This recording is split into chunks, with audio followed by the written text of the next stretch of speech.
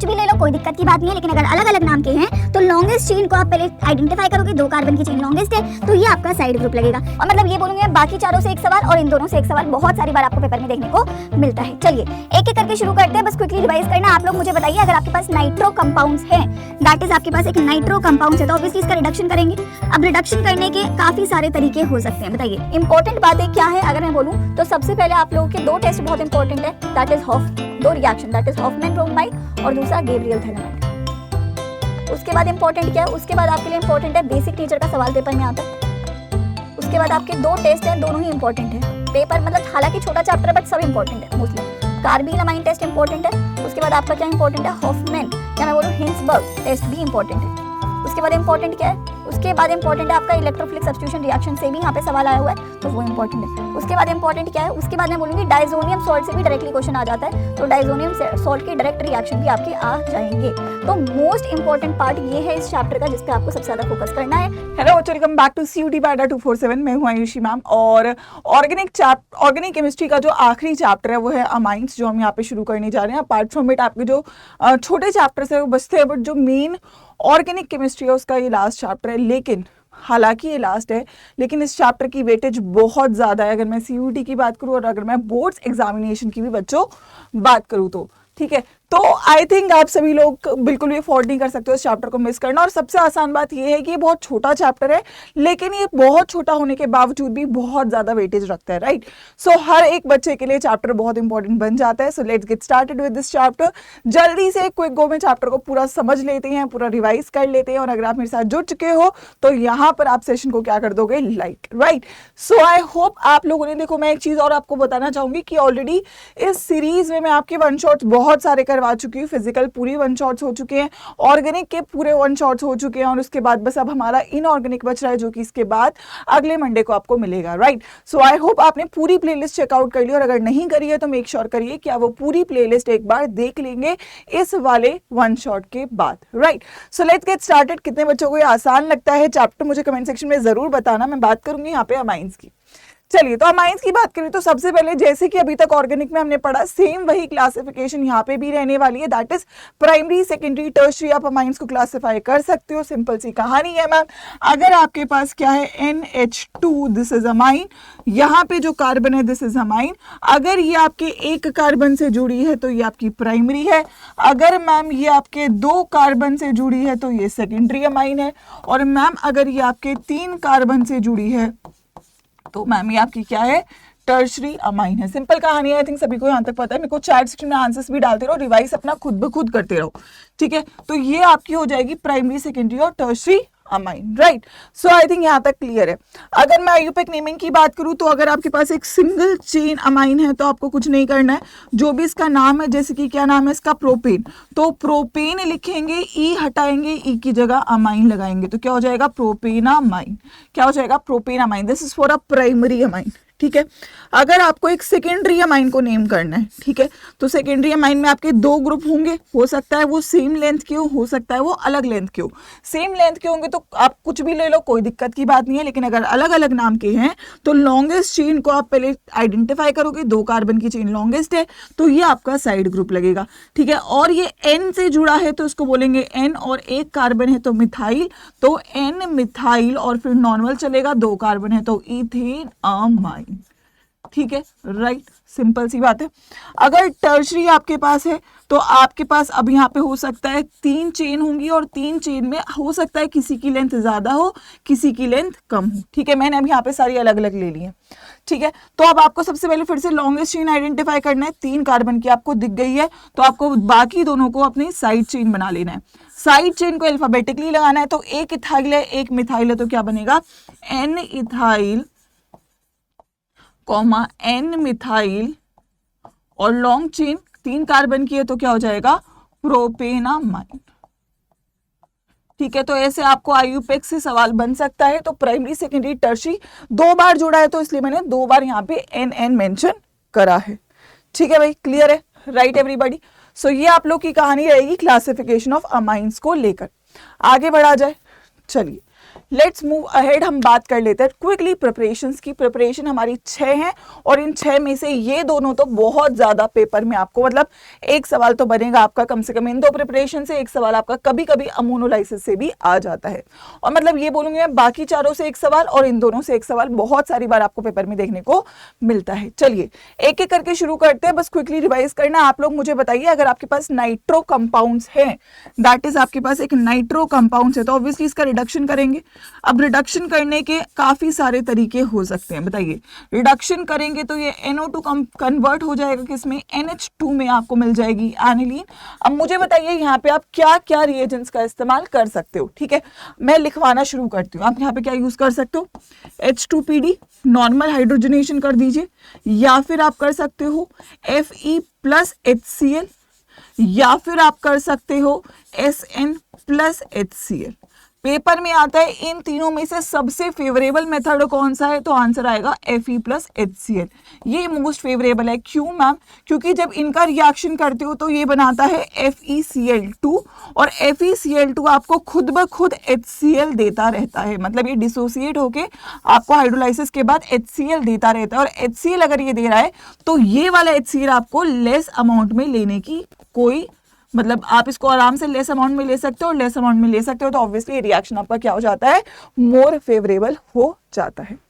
ठीक है, बात क्लियर है, राइट। आइए उसके बाद अगर मैं बात करूं तो हो जाएगा अमोनोलाइसिस। अब अमोनोलाइसिस बहुत सिंपल कहानी है। आपने एक अमाइन ली, ठीक है। सबसे पहले तो चलो अगर मैं बोलूं तो सबसे पहले आपका रिएक्शन होगा एक अमोनिया के साथ और एक एल्काइल हैलाइड के साथ, ठीक है। फॉर एग्जाम्पल आपके पास अमोनिया है और आपके पास एल्काइल हैलाइड है, ठीक है। तो ऑब्वियसली आपको पता है इसके पास लोन पेयर है, ठीक है। तो ये यहाँ पे अटैक करेगा, ये आपका निकल जाता है, तो यहाँ से क्या बन जाता है RNH2, ठीक है। यहाँ से क्या बन गया आपका RNH2।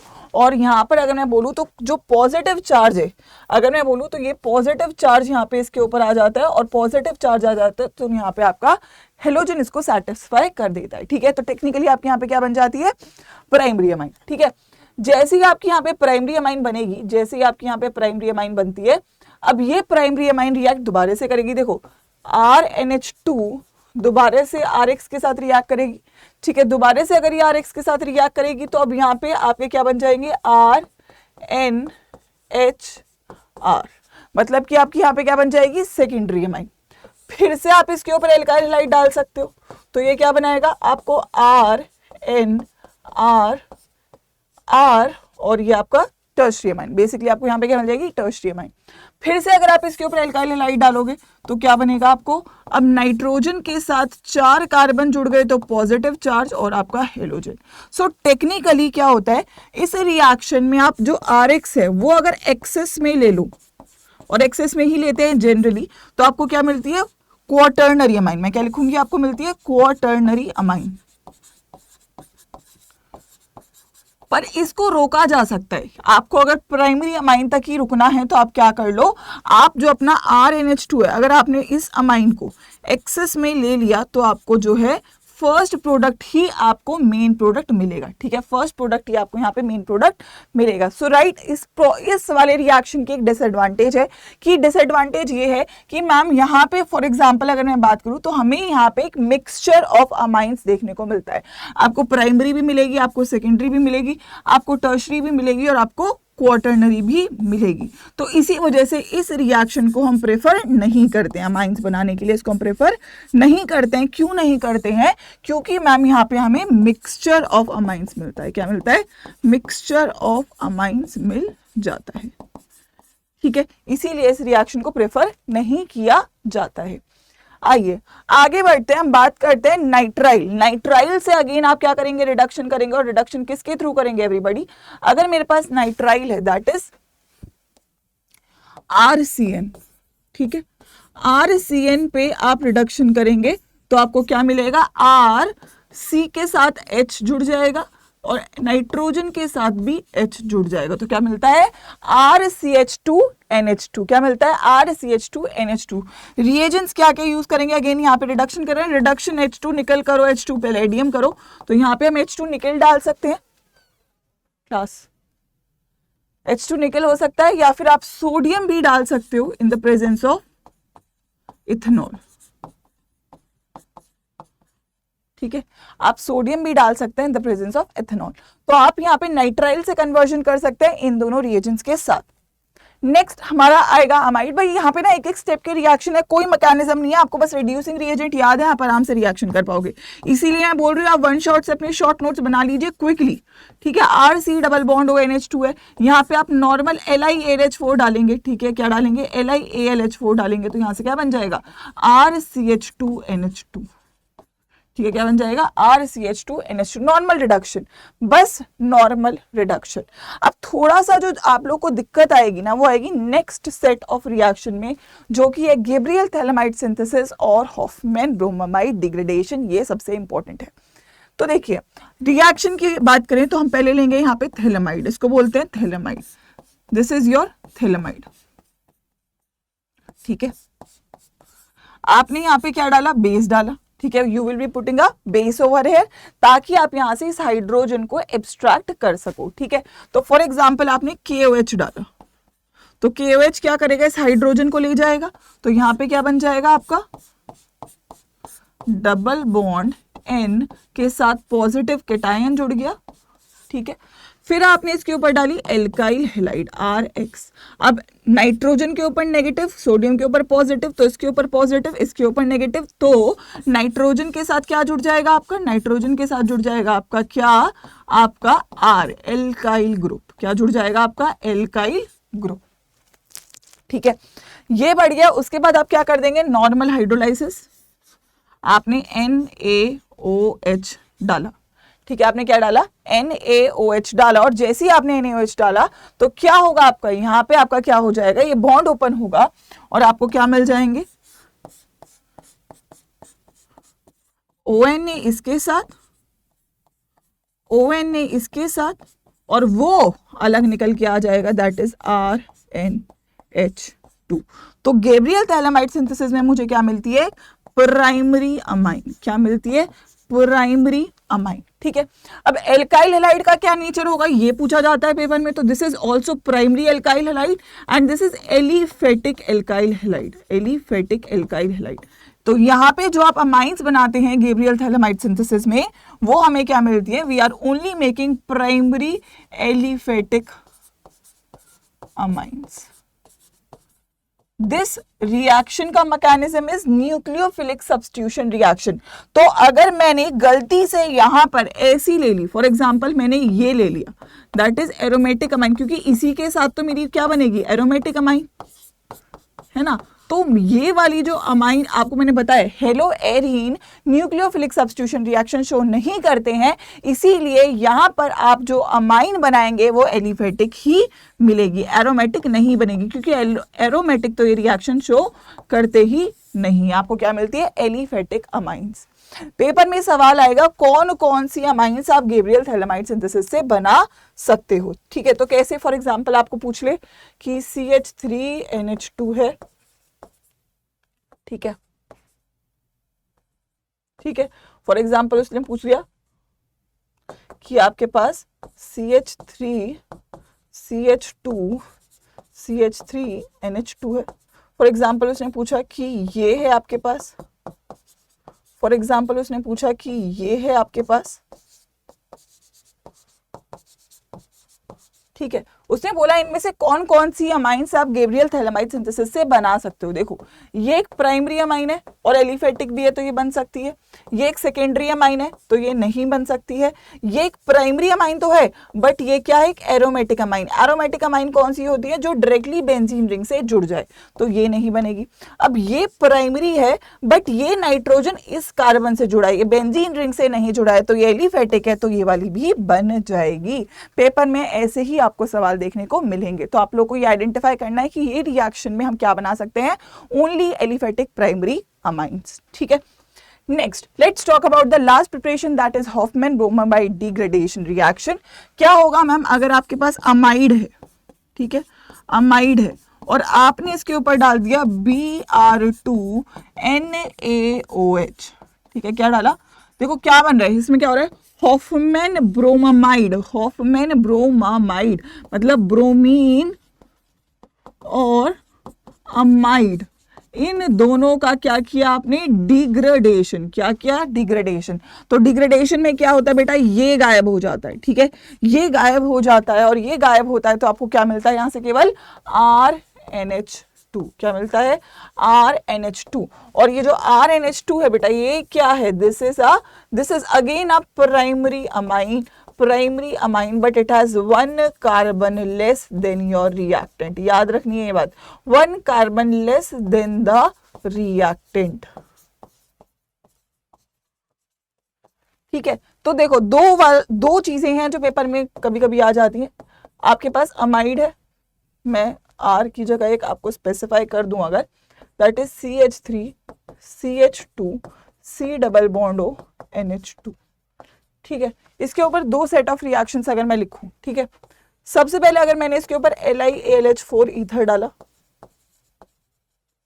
और दूसरा अगर मैंने इसके ऊपर Br2 NaOH डाला, दोनों के प्रोडक्ट अलग आएंगे, सेम ही रिएक्टेंट पे दोनों के प्रोडक्ट अलग आएंगे। LiAlH4 नॉर्मल रिडक्शन करता है तो 3 कार्बन है तो 3 कार्बन की अमाइन देगा, लेकिन हॉफमैन में मैंने बोला आप इसको गायब करेंगे तो 3 कार्बन थे, बट प्रोडक्ट में क्या मिलेगी आपको, 2 कार्बन की अमाइन। प्रोडक्ट में क्या मिलेगी आपको, 2 कार्बन की अमाइन, राइट। सो LiLH4 के साथ सेम कार्बन का रिडक्शन होगा, और हॉफमैन ब्रोमाइड में 1 कार्बन आपका क्या हो जाएगा, कम। So this is the entire set of preparations for all of you। यहाँ पे हमने बहुत सारे रिएक्शंस किए, हमने H2PD किया, बट यहाँ पे सबसे ज्यादा फेवरेबल था Fe प्लस HCl। ठीक है, अमोनोलाइसिस नॉर्मल है, RX प्लस आपने अमोनिया डाल दिया, या फिर मैंने जो पहला केस था वो था RNH2 का, यहाँ से मुझे मिक्सचर मिल रहा था। नाइट्राइल का रिडक्शन अगर मैंने करा तो H2 निकल के साथ भी कर सकते हो, या फिर आप सोडियम और इथेनॉल के साथ भी कर सकते हो। ठीक है, उसके बाद अमाइड्स का रिएक्शन करना है तो आप LiAlH4 के साथ कर सकते हो। गैब्रियल सिंथेसिस में पहले आपने बेस डाला और फिर आपने एक एल्काइल हैलाइड डाली जो प्राइमरी थी। हॉफमैन ब्रोमाइड डिग्रेडेशन में अगेन आपने Br2 और NaOH के साथ अमाइड का 1 कार्बन लेस के साथ रिडक्शन कर दिया। आपको ये याद होना चाहिए, this is your mind map for the chapter. Mind map वाले सेक्शन में आपको ये लिखना है, और बार बार ये लिखोगे तभी ये आपको याद होगा। ठीक है, तो यहां तक आपकी प्रिपरेशन खत्म हो जाती है। काफी छोटा चैप्टर है, बहुत बड़ा चैप्टर नहीं है। अगर मैं बात करूं बॉइलिंग पॉइंट की, तो सवाल आता है मैम बॉइलिंग पॉइंट का ऑर्डर क्या रहेगा। तो अगर आपसे कोई बॉइलिंग पॉइंट की बात करे, देखो आपके पास प्राइमरी अमाइन है CH3, फॉर एग्जाम्पल मैं NH2 लिख रही हूँ। ठीक है, फॉर एग्जाम्पल आपके पास CH3 C, या फिर मैं यहाँ पे डाल रही हूँ नाइट्रोजन, ठीक है, NHCH3 CH3N CH3 ठीक है। अभी मैं इसके हाइड्रोजन को भी अगर फॉर एग्जांपल ओपन करके लिख देती हूँ कि एक हाइड्रोजन ऊपर एक हाइड्रोजन नीचे। ठीक है, तो अगर इसके पास हाइड्रोजन है तो देखिए ये क्या कर सकता है, ये इसके साथ हाइड्रोजन बॉन्डिंग करेगा, ये इसके साथ हाइड्रोजन बॉन्डिंग करेगा, यहाँ पे ये करेगा हाइड्रोजन बॉन्डिंग, और उसके पास तो हाइड्रोजन है ही नहीं हाइड्रोजन बॉन्डिंग करने के लिए।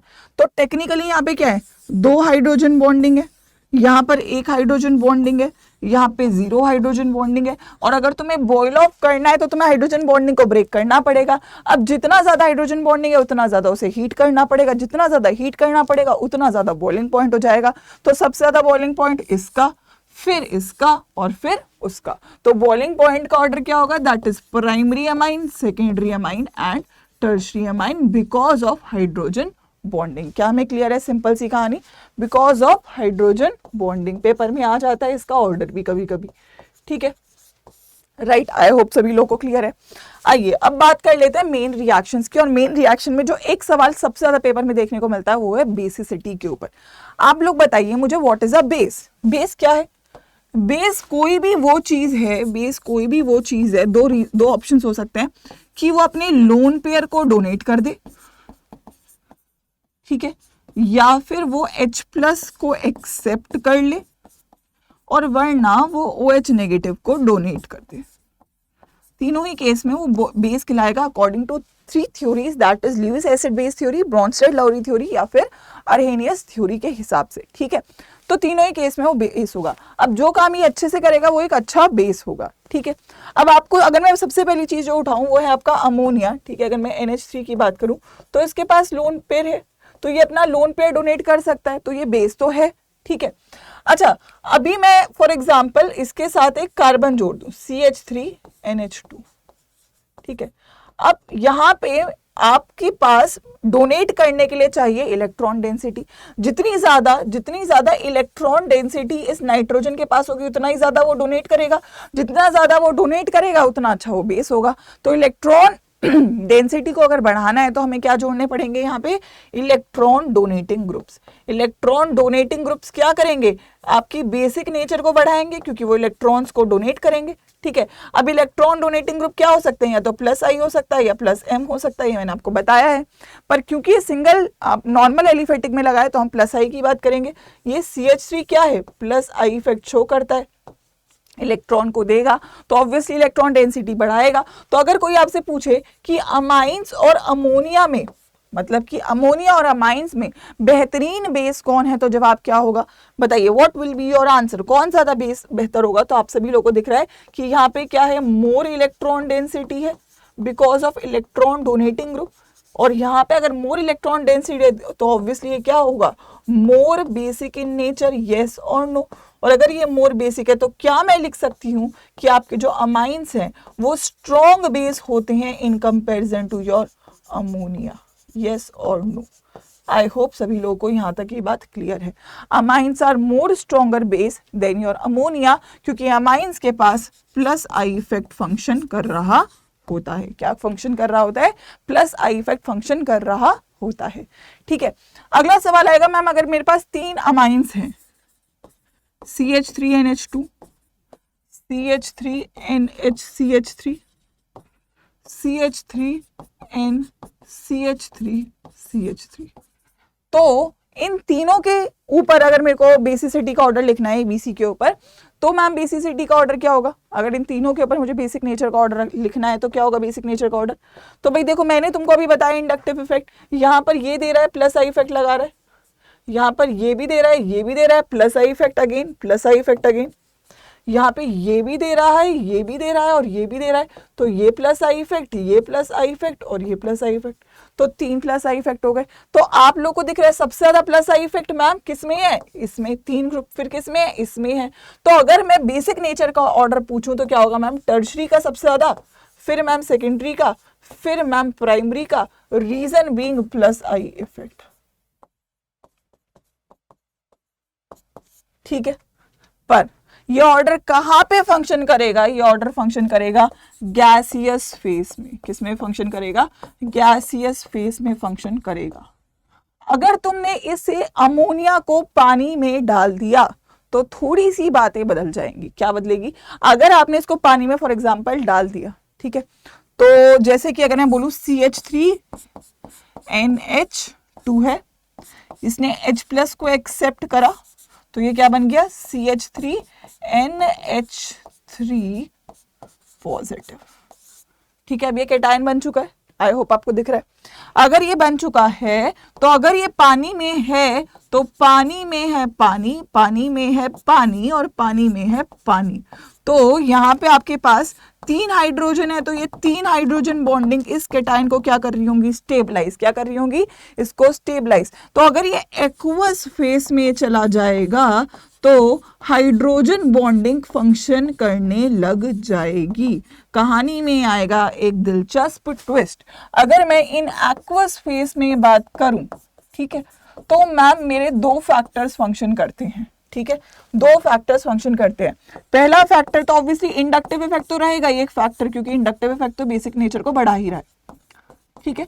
और दूसरा फैक्टर जो वर्क करेगा वो है आपकी हाइड्रोजन बॉन्डिंग या फिर सॉल्युबिलिटी, ठीक है, सॉल्वेशन इफेक्ट, ठीक है। अगर मैं इंडक्टिव इफेक्ट के हिसाब से ऑर्डर लगाऊं, ठीक है, अगर मैं इंडक्टिव इफेक्ट के हिसाब से ऑर्डर लगाऊं तो ऑर्डर क्या हो जाएगा, that is going to be tertiary, secondary and primary. और अगर मैं हाइड्रोजन बॉन्डिंग के हिसाब से ऑर्डर लगाऊं तो क्या होगा, प्राइमरी, सेकेंडरी एंड टर्शरी। अब सवाल है मैम असली ऑर्डर क्या है। अब देखो, सॉल्युबिलिटी तब तक रहेगी अमाइन की जब तक उस पे कार्बन कम है। कम कार्बन का मतलब आपकी जो एक कार्बन दैट इज एक तो मिथेनामाइन सॉल्युबल रहता है और एक इथेनामाइन, ये आपके क्या रहेंगे, दोनों सॉल्युबल इन वाटर। ठीक है, मिथेनामाइन और इथेनामाइन। ठीक है, तो इन दोनों का ही आपको बेसिक ऑर्डर लिखना है। तो आपको पहले मिथेनामाइन का ऑर्डर लिखना आना चाहिए और इथेनामाइन का ऑर्डर लिखना आना चाहिए, दोनों का ही, क्योंकि एक्वस फेस में पूछेगा तो केवल दो ही सॉल्युबल होंगे, तो आपको दो के ही ऑर्डर आने चाहिए, केवल और केवल मिथेनामाइन। अब देखो सवाल ये है कि मैम एक तो टर्शरी को ज्यादा बता रहा है, एक प्राइमरी को ज्यादा बता रहा है, तो यहाँ पे कंफ्यूजन है। तो पॉइंट क्या है, जब दोनों इफेक्ट को समराइज करके देखा गया तो ये तो सेकंड पोजीशन पे फिक्स है ना, तो क्या देखा गया कि दोनों ही केस में सेकेंडरी अमाइन का सबसे ज्यादा बेसिक नेचर ज्यादा हो जाता है। फिर ट्रिक क्या है इसके आगे, मीथेनामाइन में कितने कार्बन होते हैं, 1, तो उसके बाद होता है प्राइमरी, फिर होता है टर्शरी, और इसमें उल्टा हो जाएगा, पहले होगा टर्शरी फिर होगा प्राइमरी। तो अगर आपसे एक्वस फेस में बेसिक नेचर का ऑर्डर पूछेगा, एक्वस फेस में अगर आपसे वो बेसिक नेचर का ऑर्डर पूछेगा तो आपका ऑर्डर ये निकल कर आएगा। वो प्रोपेनामाइन के लिए नहीं पूछेगा क्योंकि प्रोपेनामाइन मच सॉल्युबल नहीं होगी, दो अमाइंस तक ही आएगा, और वो आपको मैंने बता दिया। अगर उसने मेंशन नहीं करा तो गैसियस फेस लेना है। गैसियस फेस की अगर मैं बात करूँ तो वहां पे इंडक्टिव इफेक्ट से आंसर निकलेगा। प्रोपेनामाइन है, ब्यूटेनामाइन है, कितनी भी अमाइन डाल दो, फिर वो आप गैसियस फेस में ही लेके जाओगे। इन दोनों के लिए आप एक्वस फेस में आंसर दोगे। ठीक है, इस ऑर्डर के हिसाब से ये बहुत बहुत बार पेपर में आया है, it is a very important order. I hope it's clear. ठीक है, नेक्स्ट आपसे एक और ऑप्शन जो पूछ लेता है वो है क्या, कि अगर आपने अब तीसरी एक चीज डाली जो है आपकी एनिलीन, एरोमेटिक। अब देखो बेस वो है जो लोन पेयर डोनेट करे, लेकिन यहाँ पे जो नाइट्रोजन के लोन पेयर हैं वो क्या कहते हैं, वो रिंग में चले जाते हैं, और जब वो रिंग में चले जाते हैं तो वो क्या कहते हैं, वो नेगेटिव चार्ज रिंग पे डाल देते हैं, और अपना लोन पेयर ये अपना डोनेशन के लिए देता ही नहीं है, ये घूमता रहता है रिंग के अंदर, ये घूमता रहता है घूमता रहता है, और अगर ये घूमता रहता है रिंग के अंदर तो ये आपका क्या होता है, ये आपका क्या होता है, ये ऐसे ऐसे चलता ही जाता है। ठीक है, चलता ही जाता है और फाइनली आपको अमाइन दे देता है। ठीक है, तो बेसिकली जो एनिलीन है उसका जो लोन पेयर है, it is not available for donation due to resonance, due to resonance. ठीक है, अगर वो अवेलेबल नहीं है तो ये एनिलीन क्या बन जाती है, एक वीक बेस। क्या बन जाती है, एक वीक बेस। तो अगर आपसे तीनों में ऑर्डर लिखना है तो सबसे ज्यादा बेसिक क्या होंगी, अमाइंस, फिर क्या होगी आपकी अमोनिया, और सबसे कम होती है आपकी aniline. Reason being plus I effect and reason being resonance, यानी मैं बोलूं इसका लोन पेयर जो है वो अवेलेबल नहीं है।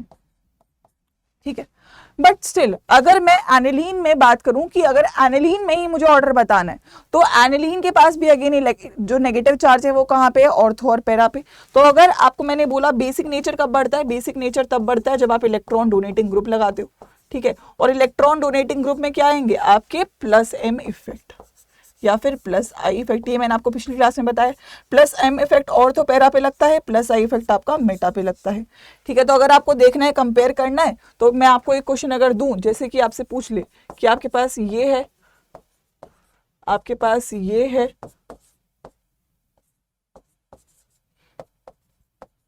आपके पास ये है,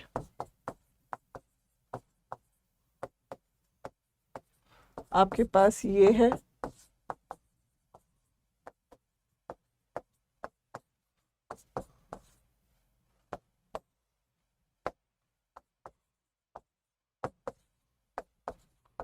और बोले कि इन तीनों को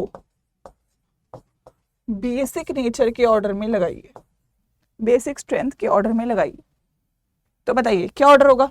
देखिए आपको सिंपली इफेक्ट्स देखने हैं, no effect, plus M, minus M, meta पे लगा है प्लस आई, मेटा पे लगा है minus I. Basic nature donation के लिए होता है, तो बेसिक नेचर का ऑर्डर क्या होगा, सबसे ज्यादा प्लस एम, फिर प्लस आई, फिर नो इफेक्ट, फिर माइनस आई, फिर माइनस है। तो ऑर्डर क्या रहेगा, बी डी ए, उसके बाद माइनस आई दैट इज ई, और फिर सी।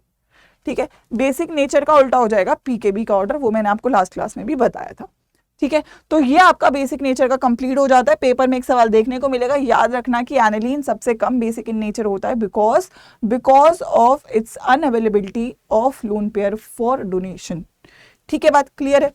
आइए अगले सेट ऑफ रिएक्शन पे बढ़ते हैं, बात कर लेते हैं एसाइलेशन की। अब अगर मेरे पास फॉर एग्जांपल CH3NH2 है और अगर मैंने इसका एसाइलेशन किया CH3, acyl group is CH3COCl। ठीक है, मतलब अगर आप ये वाला ग्रुप जोड़ना चाहते हो तो इसे बोलते हैं हम एसाइलेशन, या फिर मैं बोलूंगी एसिटाइलेशन। यहाँ पे पर्टिकुलरली एसिटाइल जोड़ रहे हो तो आप इसको एसिटाइलेशन भी बोल सकते हो। ठीक है, तो क्या होगा, नाइट्रोजन का जो लोन पेयर है वो अटैक करेगा इस पे, ये बॉन्ड ओपन होगा और क्या बन जाएगा आपका, you will be getting, attack होगा तो क्या बनेगा, CH3NH2 CO नेगेटिव CH3Cl। और क्योंकि आपके पास नाइट्रोजन के पास 4 बॉन्ड है तो इसके ऊपर आएगा पॉजिटिव चार्ज। इस पॉजिटिव चार्ज को स्टेबलाइज करने के लिए हाइड्रोजन अपने इलेक्ट्रॉन्स को यहाँ पे देगा, ये ऑक्सीजन वापस आएगा और ये Cl निकल जाएगा। तो क्या बनेगा, CH3 nitrogen hydrogen C double bond O CH3, और निकला क्या, एक हाइड्रोजन और एक क्लोरीन, तो HCl।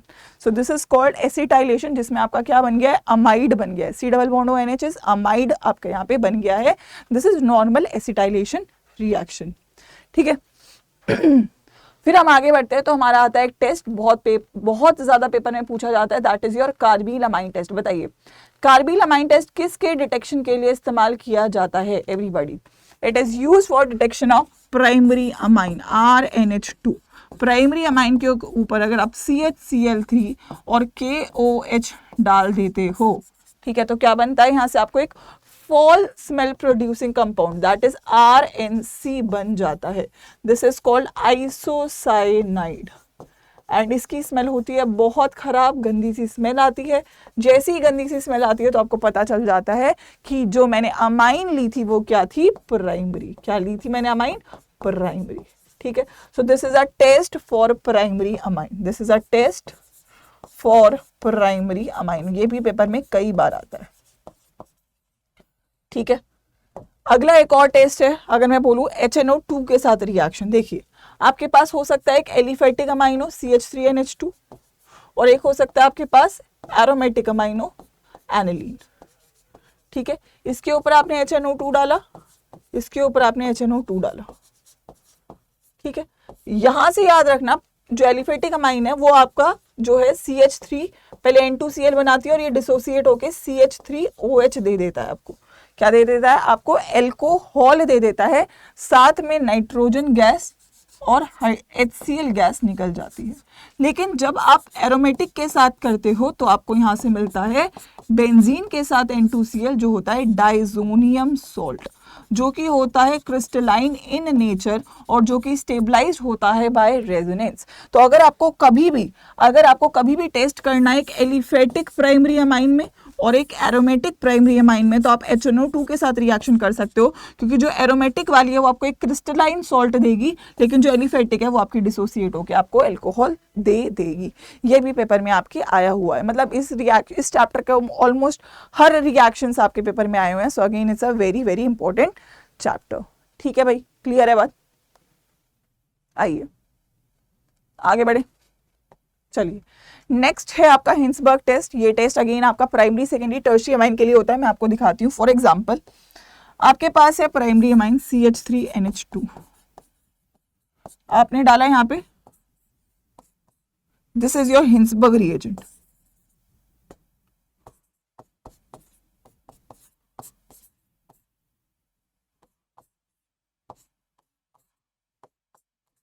ठीक है, ये अगेन यहाँ पे अटैक होगा, या मैं बोलूँ लोन पेयर यहाँ पे ये एसिडिक है तो ये यहाँ पे अटैक करेगा, तो यहाँ से आपको क्या मिलेगा, CH3NH, यहाँ से हो गया आपका क्या, that is S double bond O और साथ में मिलेगा आपको क्या, Cl। ठीक है, क्लियर है।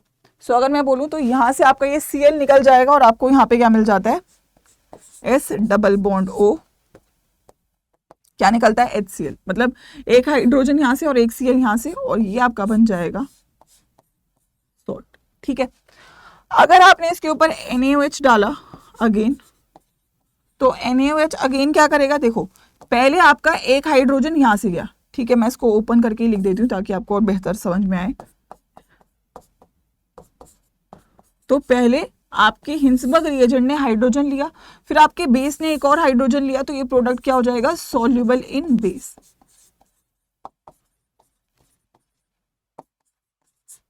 ठीक है, सॉल्युबल इन बेस। तो जो प्राइमरी अमाइन होगी वो ये रिएक्शन भी देगी और वो बेस के साथ सॉल्युबल प्रोडक्ट भी बनाएगी। मतलब देखो टेक्निकली अगर मैं बोलूं तो आपके पास अमाइन है दैट इज RNH2, फिर है आपके पास R2NH, फिर आपके पास है R3N। ठीक है, सबसे पहले अगर मैं रिएक्शन देख रही हूँ नाइट्रो हिंसबर्ग रिएजेंट के साथ, और फिर मैं देख रही हूँ क्या वो बेस में सॉल्युबल है या नहीं। ठीक है, तो देखो प्राइमरी अमाइन के पास एक हाइड्रोजन है तो रिएक्शन कर देगा, फिर एक और हाइड्रोजन बचेगा तो बेस में सॉल्युबल भी होगा। इसके पास केवल एक हाइड्रोजन है तो रिएक्शन करेगा, बट एक और हाइड्रोजन नहीं है तो सॉल्युबल नहीं होगा। इसके पास एक भी हाइड्रोजन नहीं है तो ये रिएक्शन भी नहीं करेगा, सॉल्युबल भी नहीं रहेगा। तो अगर हिंसबर्ग रिएजेंट का ऑर्डर पूछेगा तो क्या होगा, आपका प्राइमरी अमाइन का होगा सबसे ज्यादा रिएक्टिविटी, फिर सेकेंडरी की और फिर टर्शरी की। That is your reactivity for Hinsberg reagent. ठीक है, ये रहेगा आपका केस। ठीक है, उसके बाद आखिरी सेट ऑफ रिएक्शन आता है हमारा इलेक्ट्रोफिलिक सब्स्टिट्यूशन रिएक्शन। अभी मैंने आपको बताया था कि जब आपने एनालीन का रेजोनेंस देखा, ठीक है, तो आपने देखा इसने अपने इलेक्ट्रॉन्स को डोनेट करा था रिंग के ऊपर, तो कहाँ कहाँ पे नेगेटिव चार्ज गया था, ऑर्थो और पैरा पोजीशन पे। कहाँ पे गया था, ऑर्थो और पैरा पे। तो अगर मुझे इलेक्ट्रोफाइल को भेजना है तो इलेक्ट्रोफाइल कहाँ पे जाता है, जहाँ पे इलेक्ट्रॉन ज्यादा होगा। इलेक्ट्रॉन ज्यादा कहाँ पे, ऑर्थो और पैरा पे, तो कहाँ पे जुड़ेगा, ऑर्थो और पैरा पोजिशन पर ही। ठीक है, जिसमें से मेजर प्रोडक्ट क्या होगा, पैरा। ठीक है, लेकिन प्रॉब्लम ये है कि दो प्रॉब्लम्स है। ठीक है, फॉर एग्जाम्पल अगर आपने सोचा कि मैं ब्रोमिनेशन करता हूँ, ठीक है, तो आपने NH2 लिया, आपने ब्रोमीन वाटर डाला, तो दिक्कत ये होती है कि NH2 इतना अच्छा इलेक्ट्रॉन डोनेटिंग ग्रुप है कि ये यहाँ पे भी बहुत सारा इलेक्ट्रॉन दे देता है, यहाँ पे भी बहुत सारा इलेक्ट्रॉन दे देता है और यहाँ पे भी बहुत सारा इलेक्ट्रॉन दे देता है। तो जो आपको प्रोडक्ट मिलता है वो ट्राई सब्स्टिट्यूटेड प्रोडक्ट मिल जाता है। आपको तो केवल पैरा पे चाहिए था, बट आपको क्या मिल जाता है, ट्राई सब्स्टिट्यूटेड प्रोडक्ट मिल जाता है। ठीक है, क्या मिलता है आपको, that is 2,4,6 try bromo aniline, ये आपको मिल जाती है। ठीक है, क्यों मिल रही है ये आपको अगर मैं बोलूं तो because NH2 strongly activates the ring।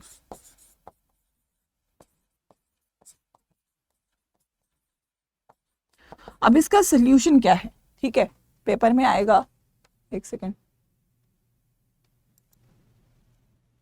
Okay, paper में आएगा इसका सोल्यूशन क्या है। तो सोल्यूशन जो मैंने आपको अभी भी बताया, क्या आपको अगर इलेक्ट्रॉन डेंसिटी कम करनी है तो आप क्या कर सकते हो, acetylation CH3 C double bond O Cl अगर डाल रहे हो in the presence of pyridine as a base, तो क्या होगा, यहाँ पे नाइट्रोजन के लोन पे अटैक करेंगे और ये आपका रिमूव होगा। तो आपको क्या मिल जाएगा, यहाँ से NH double bond O CH3। अब नाइट्रोजन के लोन पेयर के पास दो रास्ते हैं, या तो वो यहाँ पे जाए या तो वो यहाँ पे जाए। ठीक है, अगर यहाँ पे जा रहा है इस साइड तो कार्बन के ऊपर नेगेटिव आ रहा है, इस साइड जा रहा है तो ऑक्सीजन के ऊपर नेगेटिव आ रहा है। ज्यादा अच्छा कहाँ पे है, यहाँ पे। तो नाइट्रोजन के कुछ लोन पेयर इस डायरेक्शन में चले जाते हैं, तो ये जो रिंग होती है ये थोड़ी क्या हो जाती है, लेस एक्टिवेटेड, इसके ऊपर कम चार्ज आ जाता है। ठीक है, क्या हो जाती है, लेस एक्टिवेटेड। इस केस में जैसे ये लेस एक्टिवेटेड होगी, आप लोगों को जो प्रोडक्ट है, जो फाइनल प्रोडक्ट आपको चाहिए वो यहां से आपको मिल जाता है। ठीक है, अगर अब मेरे पास ये है, अब मैं इसके ऊपर डालूं that is bromine CH3 COOH। ठीक है, तो यहां से आपको क्या मिलेगा, अब आपका Br केवल पैरा पे ही जुड़ेगा क्योंकि इलेक्ट्रॉन पे रिंग डेंसिटी कम हो गई है। ये C डबल बॉन्ड O और ये CH3। अब आप इसके ऊपर डाल दीजिए क्या, पानी। फाइनली तो पानी डालेंगे तो बॉन्ड टूटेगा, देखो इसके ऊपर नेगेटिव, इसके ऊपर पॉजिटिव। अगर आपने इस बॉन्ड को तोड़ा तो जो नेगेटिव है उसके ऊपर क्या आएगा, H पॉजिटिव, और जो पॉजिटिव है उसके ऊपर जाएगा OH। तो ये आपका टूटेगा और आपको क्या मिल जाएगा, यहाँ से Br पैरा पे मिल जाएगा, NH2 ऊपर चला जाएगा और ये क्या मिल जाएगा, CH3 C double bond OH। ठीक है, तो आपने यहाँ पे क्या किया, प्रॉब्लम को सॉल्व किया। जब आप लोगों ने नॉर्मल इलेक्ट्रोफिलिक सब्स्टिट्यूशन रिएक्शन किया तो आपको ट्राई सब्स्टिट्यूटेड प्रोडक्ट मिला। तो आपने क्या किया कि आपने पहले एसिटाइलेशन किया, firstly you have done acetylation करने के बाद आपने क्या किया, इलेक्ट्रोफिलिक सब्स्टिट्यूशन रिएक्शन। ठीक है, उसके बाद आपने क्या कर दिया, डी प्रोटेक्शन या फिर हाइड्रोलाइसिस बोल सकते हो। आपने ऊपर जो ग्रुप ऐड किया था उसको हटा दिया और आपको para product as a major product मिल गया। पेपर में ये ऑर्डर का सीक्वेंस पूछ लिया जाता है। ऐसा क्यों किया आपने, क्योंकि आपने देखा कि अगर आप डायरेक्टली ब्रोमिनेशन करोगे तो आपको ट्राई सब्स्टिट्यूटेड प्रोडक्ट मिल रहा है, क्योंकि नाइट्रोजन के लोन पेयर बहुत ज्यादा रिंग पे अपने इलेक्ट्रॉन्स दे रहे हैं। अब आपने नाइट्रोजन के इलेक्ट्रॉन्स को बिजी कर दिया, वो उधर जा रहे हैं, तो रिंग पे इलेक्ट्रॉन कम हुआ तो ब्रोमीन को एक ही जगह पे अटैक करने का मौका मिल गया, उसने अपना पैरा पोजीशन पे अटैक किया और आपको पैरा प्रोडक्ट मेजर मिल गया। ठीक है, सिमिलरली नाइट्रेशन में भी एक प्रॉब्लम होती है। नाइट्रेशन में प्रॉब्लम मैम क्या होती है, अगर आपके पास फॉर एग्जांपल एनिलीन है और आपने डाला HNO3। अब HNO3 क्या है, एक स्ट्रॉन्ग एसिड, वैसे तो आप H2SO4 भी डाल रहे हो। ठीक है, this is a strong acid, strong base, acid base reaction हो जाएगा। ये क्या कर लेगा, ये H प्लस को एक्सेप्ट कर लेगा, और अगर इसने H प्लस को एक्सेप्ट कर लिया तो ये क्या बन जाएगा, NH3 पॉजिटिव। क्या बन जाएगा, NH3 पॉजिटिव। और अगर ये पॉजिटिव बन गया तो ये इलेक्ट्रॉन विड्रॉइंग ग्रुप हो चुका है। अब ये इलेक्ट्रॉन को रिंग से खींचने लगेगा तो ये रिंग क्या हो जाएगी, मेटा डायरेक्टिंग। रिंग पे पॉजिटिव चार्ज आ जाएगा तो ये क्या बन जाएगा, मेटा डायरेक्टिंग। तो अगर आप इसका नॉर्मल नाइट्रेशन करते हो, अगर आप इसके ऊपर नॉर्मल HNO3 और H2SO4 डाल रहे हो, ठीक है, अगर आप ऐसा कर रहे हो तो आपको 3 प्रोडक्ट्स मिलते हैं यहाँ पे, दैट इज ऑर्थो पे NO2, पैरा पे NO2 और मेटा पे भी मिल जाता है आपको क्या, NO2। और आपको तो केवल चाहिए था पैरा पे, क्योंकि मेरे को तो मैम मेजर प्रोडक्ट चाहिए, है ना। तो अगेन ये क्या है, यहाँ पे प्रॉब्लम है, ठीक है। और अगर ये प्रॉब्लम है तो ये हमारा मतलब काफी ज्यादा अमाउंट में मिलता है, 47% ये मिलता है आपको, 2% ये मिलता है, और बचा कितना, 47 + 2 49, तो ये 51% आपको मिलता है ये। तो ये आपको हटाना है, ठीक है। आपको कहना है कि मेरे को मेटा नहीं चाहिए, तो अगेन आप क्या कर सकते हो, अगेन आप इसका क्या कर दोगे, that is electrophilic substitution reaction, ताकि जो ये नाइट्रोजन ने लोन पेयर दिए पहले ही इसको घेर लो, ठीक है, पहले ही आप इसको घेर लो। CH3 C double bond O Cl डालो, पिरिडीन डालो, पहले ही इसको आपने घेर लिया, NHC double bond O CH3। जैसे आपने इसको घेरा तो यहाँ से आपको क्या मिल गया, अब ये फ्री हो चुका है। अब आप इसका डायरेक्टली नाइट्रेशन कर दो, HNO3 डालो, तो ये बन जाएगा NC double bond O CH3 और आपका NO2 पैरा पे जुड़ जाएगा सिंपली। फिर आप इसका डी प्रोटेक्शन कर दीजिए, डी प्रोटेक्शन कर देंगे तो यहाँ से आपका क्या मिल जाएगा, आपको NH2 वापस मिल जाएगा और आपको NO2 normal as a product मिल जाएगा, ठीक है। तो अगेन आपने इस प्रॉब्लम का सोल्यूशन किया through acetylation. Last electrophilic substitution reaction is sulphonation. Sulphonation में कोई दिक्कत नहीं होती है, ठीक है। अगर आपने यहाँ पे क्या डाला, H2SO4, ठीक है, तो H2SO4 डालेंगे तो आपको पैरा पोजीशन पे मिलेगा सल्फोनेशन हुआ प्रोडक्ट। बस यहाँ पे क्या होता है, एक आपका प्रोटॉन ट्रांसफर हो जाता है, ये जो H है ये आपका ऊपर चला जाता है, तो आपको यहाँ से क्या मिल जाता है, NH3 बन जाएगा। नाइट्रोजन ने 4 बॉन्ड बनाए पॉजिटिव, इसने अपना हाइड्रोजन दिया negative, so you are getting a zwitterion, ठीक है। क्या मिल जाता है आपको, ज्विटर आयन बन जाता है सल्फोनेशन के अंदर, पॉजिटिव नेगेटिव एक साथ बनता है तो ज्विटर आयन आपका यहाँ पे बन जाता है। This is the last set of reaction for your anilines and amines. आखिरी में आता है डाइजोनियम सॉल्ट। डाइजोनियम सॉल्ट का इस्तेमाल, अभी भी मैंने आपको बोला था, डाइजोनियम सॉल्ट है आपके पास, किससे बनता है, एनालीन है। इसके ऊपर आप 2 चीजें डाल सकते हो, ठीक है, या तो आप डाल दो NaNO2HCl, ठीक है, या फिर इसी की जगह हम बोलते हैं आप HNO2 नाइट्रस एसिड भी डाल सकते हो। इसी से क्या बनेगा आपका diazonium salt, N2Cl। This is positive इसके ऊपर, N2 के ऊपर पॉजिटिव है, तो ये क्या है, एक electron withdrawing group, but this is stabilised by the resonance of the benzene ring. ठीक है, अप्रोक्सीमेटली 273 से 278 केल्विन पे ये रिएक्शन होता है, पर ये बहुत काम की चीज है क्योंकि ये बहुत सारी चीजों को बनाने में इस्तेमाल किया जाता है। जैसे कि मैम क्या, ठीक है, जैसे कि रिएक्शंस देखते हैं इसके। डाइजोनियम सॉल्ट को मैं सेंटर में लिख रही हूँ, ठीक है, अलग अलग रिएक्शंस आप यहाँ पे बना सकते हो इसको यूज करके। ठीक है, ठीक है, फॉर एग्जाम्पल जैसे कि आपने Cu2Cl2HCl डाला, Cu2Cl2HBr डाला और CuCnHCn डाला। देखो वैसे आप हेलोएरीन नहीं बना सकते, बट इस रिएक्शन से आप क्लोरोबेंजीन, ब्रोमोबेंजीन और सायानोबेंजीन आराम से बना सकते हो। इस रिएक्शन का नाम क्या है, सैंडमेयर रिएक्शन। पेपर में डायरेक्टली आता है, दिस इज सैंडमेयर रिएक्शन। ठीक है, सेम चीज आप कर सकते हो using Gattermann reaction as well. ठीक है, अगर मैं बोलूं तो आप गेटरमैन रिएक्शन के थ्रू भी ये रिएक्शन कर सकते हो।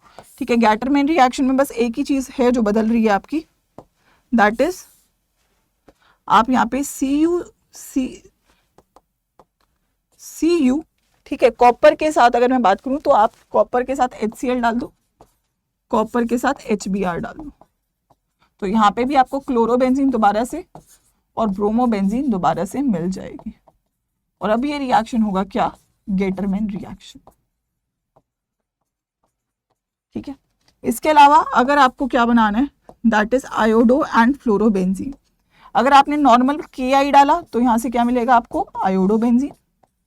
अगर आपने HbF4 डाला तो यहाँ से मिलेगा आपको फ्लोरोबेंजीन। ठीक है, तो आपने सारे के सारे हेलोएरीन्स बना लिए यूजिंग योर हेलोएरीन। ठीक है, जब ये सारे बन जाएंगे तो बचेंगे कुछ और, दैट इज अगर आपने इसका डिहाइड्रेशन कर दिया। ठीक है, अगर आपने क्या किया, इसका डिहाइड्रेशन किया, that is using your H3PO2, या फिर अगर मैं बोलूं तो H3PO2 अगर आपने इसके ऊपर डाला तो यहां से आपको क्या मिल जाएगी, बेंजीन।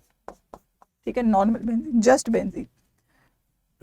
अगर आपने इसके ऊपर पानी डाला, नॉर्मल वाटर, तो आपको यहाँ से क्या मिल जाएगा, फिनॉल। ये मैंने प्रिपरेशन आपको करवाई भी थी एल्कोहल फिनॉल ईथर में। ठीक है, क्या मिल जाएगा, नॉर्मल फिनॉल। ठीक है, अगर आपने इसके ऊपर HbF4 तो डाला ही, ठीक है, फ्लोरिनेटिंग एजेंट डाला, उसके बाद अगर आपने इसके ऊपर NaNO2 कॉपर और हीट कर दिया, ये तीन चीज और डाल दी, तो यहां से आपको मिलेगी नाइट्रोबेंजीन। तो ये जो है काफी ज्यादा काम की चीज है आपके कन्वर्जन्स में। आप डाइजोनियम सॉल्ट को इस्तेमाल करके chlorobenzene, bromobenzene, iodobenzene, fluorobenzene, phenol, water, nitrobenzene, इनमें से कुछ भी बना सकते हैं। इसीलिए बहुत काम का रिएजेंट होता है, काफी ज्यादा कन्वर्जन्स में इस्तेमाल कर लिया जाता है। This brings us to the last set of reaction, that is coupling reaction. अब देखो ये क्या है, electrophile, this is an electrophile. ठीक है, N2 मैंने बोला था एक इलेक्ट्रोफाइल है क्योंकि इसके ऊपर पॉजिटिव चार्ज है। ठीक है, अगर आप इसका रिएक्शन करोगे किसके साथ, फॉर एग्जांपल फिनॉल के साथ, तो फिनॉल पे इलेक्ट्रोफाइल कहाँ पे आके जुड़ता है, पैरा पोजीशन पे। कहाँ पे आके जुड़ता है, पैरा पोजीशन पे। तो यहाँ पे आपको क्या मिलेगा, यहाँ पे आप लोगों का for example electrophilic substitution reaction इस एक H पॉजिटिव निकलेगा, इसका एक हाइड्रोजन है।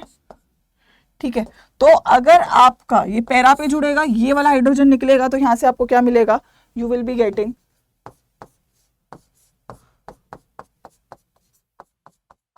पैरा पे जुड़ चुका है और ये मिल गया है OH। सो इसको क्या बोलते हैं, इसको बोलते हैं एजोडाई, और ये किस कलर का होता है, ऑरेंज कलर का। So this is a test for phenol. Phenol के लिए आप ये टेस्ट कर सकते हो, दिस इज एजोडाई। इसको एजोडाई टेस्ट भी आप बोल सकते हैं। इसका नाम क्या है, पैरा हाइड्रोक्सी एजोबेंजीन।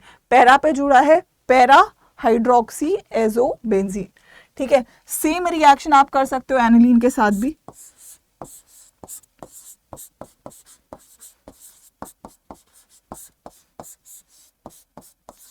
जितने भी इलेक्ट्रॉन डोनेटिंग ग्रुप्स हैं उनके साथ कर सकते हो, क्योंकि इलेक्ट्रोफाइल कहाँ पे जुड़ता है, जो इलेक्ट्रॉन डोनेटिंग ग्रुप्स है। यहाँ से भी HCl निकलेगा और आपको यहाँ पे भी क्या मिल जाएगा,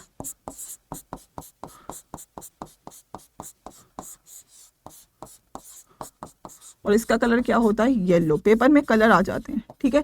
तो एनिलीन के साथ येलो कलर की डाई मिलती है और फिनॉल के साथ ऑरेंज कलर की डाई मिलती है। हाँ, अगर मैं बोलूं कि ये रिएक्शन क्या आप इसके साथ कर सकते हो,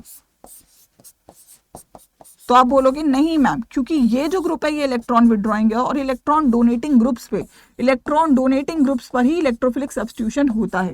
सो this is an example of electrophilic substitution reaction, ठीक है। तो ये आपकी कहानी यहाँ पे हो जाती है खत्म इस चैप्टर की। इससे ज्यादा आपको इस चैप्टर में काम करने की जरूरत नहीं है, ठीक है। इंपॉर्टेंट बातें क्या है अगर मैं बोलूं तो सबसे पहले आप लोगों के दो टेस्ट बहुत इंपॉर्टेंट है, दैट इज दो reaction, that is Hoffmann bromide और दूसरा गैब्रियल थैलेमाइड।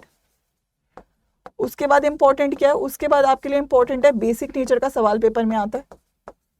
उसके बाद आपके दो टेस्ट हैं, दोनों ही इंपॉर्टेंट है पेपर, मतलब हालांकि छोटा चैप्टर है बट सब इंपॉर्टेंट है मोस्टली।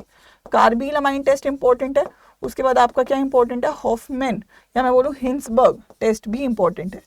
उसके बाद इंपॉर्टेंट क्या है, उसके बाद इंपॉर्टेंट है आपका इलेक्ट्रोफिलिक सब्स्टिट्यूशन रिएक्शन से भी यहाँ पे सवाल आया हुआ है, तो वो इंपॉर्टेंट है। उसके बाद इंपॉर्टेंट क्या है, उसके बाद मैं बोलूंगी डाइजोनियम सॉल्ट से भी डायरेक्टली क्वेश्चन आ जाता है, तो डाइजोनियम सॉल्ट के डायरेक्ट रिएक्शन भी आपके आ जाएंगे।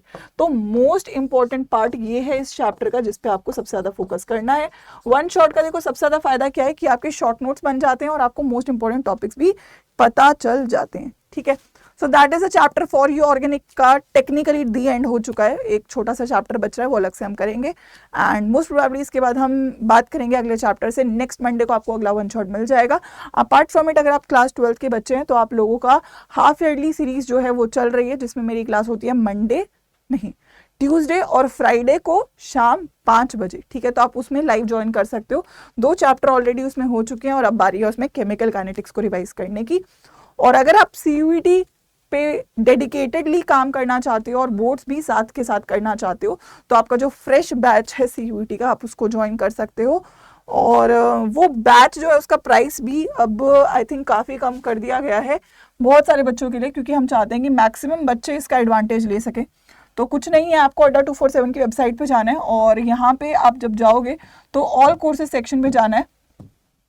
जैसे ही आप ऑल कोर्सेज सेक्शन में जाते हो अंडरग्रेड एंट्रेंस में जाना है, CUET में जाना है और CUET साइंस में या तो आप महापैक ले सकते हो, अदरवाइज आप क्या ले सकते हो जो आपका लेटेस्ट बैच है, that is latest batch is, अगर मैं बोलूँ यहाँ पे आपका मैं ऑल बैचेस की बात करूँ, ठीक है, व्यू ऑल पे जाऊंगी मैं, तो अगर मैं ऑल बैचेस पे जाऊंगी तो आपका जो बैच है दैट इज एक सेकेंड, ये CUET साइंस महापैक, right, that is CUET science का महापैक आप ले सकते हो।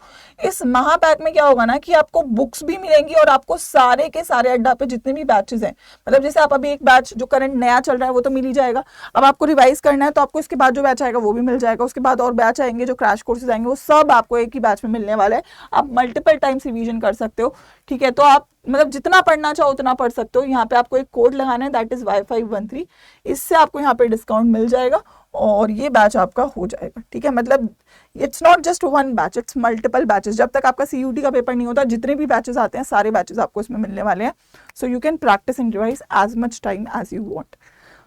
Apart from it I hope आप लोगों ने मेरे साथ ये रिवीजन कर लिया होगा, और कर लिया है तो सेशन को लाइक ज़रूर कर देना, कमेंट सेक्शन में बताना कैसा रहा ये session, and let's meet with next one shot on next Monday. All the best बच्चों।